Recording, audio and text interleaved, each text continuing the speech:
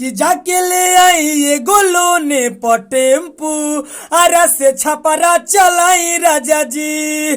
कि जाके ले आई ये गोलो ने टेम्पू आरा से छपरा चलाई राजा जी। तो चलिए दोस्तों, आपको मेरा थंबनेल देखकर आई गाना सुन के पता एकदम चलिए गया होगा कि किस धुन पर गाना लिखा गया है। ना ना, ये कोई धुन पर नहीं खा, ये विवाद वाला गाना हो कि आरा से टेम्पू चलाई राजा जी।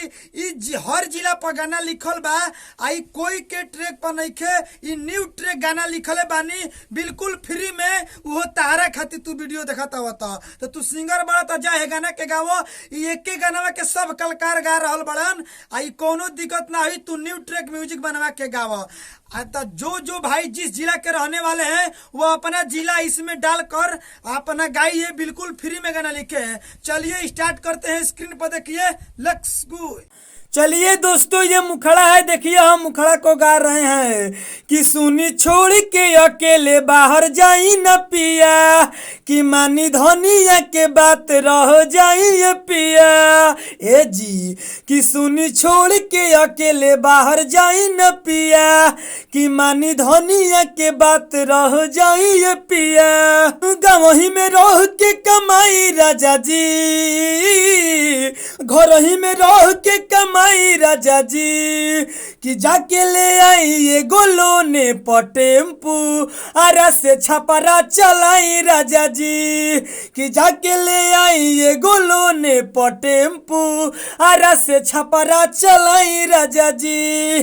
तो फाइनली हम मुखड़ा को गा चुके हैं। चलिए अब चलते हैं अंतरा में, स्क्रीन पर देखिए। चलिए ये अंतरा है, देखिए पहल का अंतरा को गा रहे हैं कि छोड़ी पिया बदिल के कमाई, आसन सुबह रहुआ तो टेम्पू चलाई। हाँ, छोड़ी पिया बदिल के कमाई, सन सुबह रहुआ तो टेम्पू चलाई। अरे अपने हम हाथे खूब खियाई में राजा जी, अपने ही हाथे हम खियाई में राजा जी।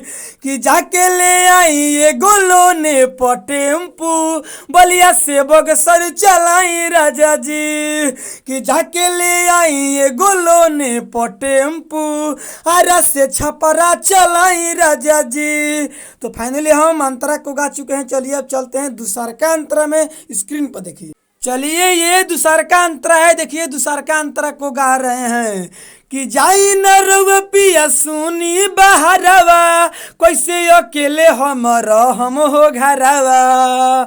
हाँ हाँ, जाई न रउआ सुनी पिया बहरवा, कैसे अकेले हम हो घरवा। राजा सिंहनिया के बताई राजा जी, राजा सिंहनिया के बताई राजा जी।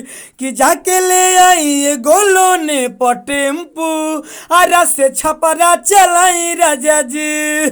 कि जाके ले आई ये गोलो ने टेम्पू बलिया से बगसर चलाई राजा जी। तो चलिए दोस्तों, गाना समाप्त तो हो गया है, लेकिन बतिया को मेरा ध्यान से सुनिए और नहीं सुनिएगा ना तो बाद में दिक्कत होगा, तो हमको कुछ मत कहिएगा। सबसे पहले आपको बताते हैं कि ये जो गाना है विवाद वाला है, कोई दिक्कत नहीं है, आप अपना न्यू ट्रैक म्यूजिक बनवा कर गाइए।